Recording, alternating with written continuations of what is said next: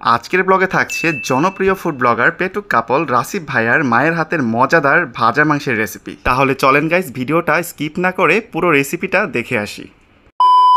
Hey guys, welcome back to my daily blog. কেমন আছেন সবাই? আশা করি ভালো আছেন। আজকে আমি আপনাদের সাথে শেয়ার করব জনপ্রিয় ফুড ব্লগার পেটুক কাপল রাসিফ ভাইয়ার মায়ের হাতের মজাদার ভাজা মাংসের রেসিপি।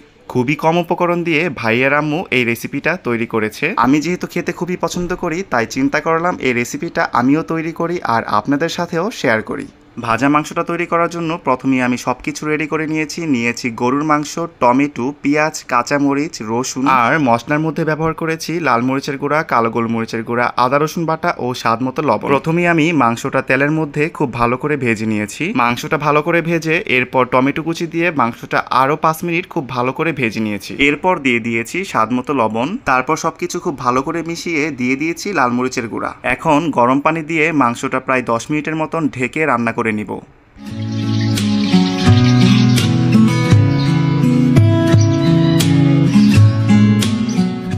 10 মিনিট পর ঢাকনাটা খুলে মাংসটা খুব ভালো করে নাড়াচাড়া করে দিয়ে দিয়েছি রসুন কুচি। আর গাইস, আমি চুলার পাওয়ারটা একদম লো পাওয়ারে রেখে মাংসটা রান্না করেছি। রসুন কুচি দিয়ে খুব ভালো করে নাড়াচাড়া করে এরপর দিয়ে দিয়েছি পেঁয়াজ কুচি। আর পেঁয়াজটা আমি একটু বড় সাইজেরই রেখেছি। যেহেতু ভাজা মাংসের রেসিপি, তাই এইভাবেই মাংসটা খুব ভালো করে নাড়াচাড়া করেই রান্না করতে হবে। খেয়াল রাখতে হবে মাংসটা যেন নিচে লেগে না যায়। এরপর সর্বশেষ আমি দিয়ে দিয়েছি কাঁচামরিচ কুচি। এই তো খুব সহজে কিন্তু আমার রান্নাটা তৈরি হয়ে গিয়েছে।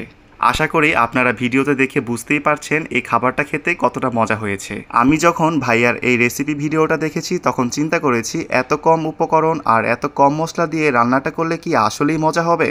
তাই আমি দেখার জন্য রেসিপিটা নিজেই বানিয়ে নিয়েছি। সত্যি কথা বলতে এই খাবারটা একবার খেলে বারবারই খেতে ইচ্ছে করবে। অনেক সময় এমন হয় ভিডিওতে খাবারগুলো দেখলে অনেক লোভনীয় লাগে, কিন্তু বাস্তবে আসলে কোনো মজাই লাগে না। কিন্তু ভাইয়ার এই রেসিপি ভিডিওটা দেখে যতটুকু লোভনীয় লেগেছে, খেতেও কিন্তু তার থেকেও অনেক বেশি মজা। আপনারাও চাইলে বাসায় এইভাবে ট্রাই করে দেখতে পারেন। সাদা ভাত, পোলাও, রুটি সবকিছুর সাথেই এই ভাজা মাংসটা খেতে খুবই ভালো লাগবে। তো গাইস, অবশ্যই কমেন্ট করে জানাবেন আমার এই রেসিপি ভিডিওটা কেমন হয়েছে।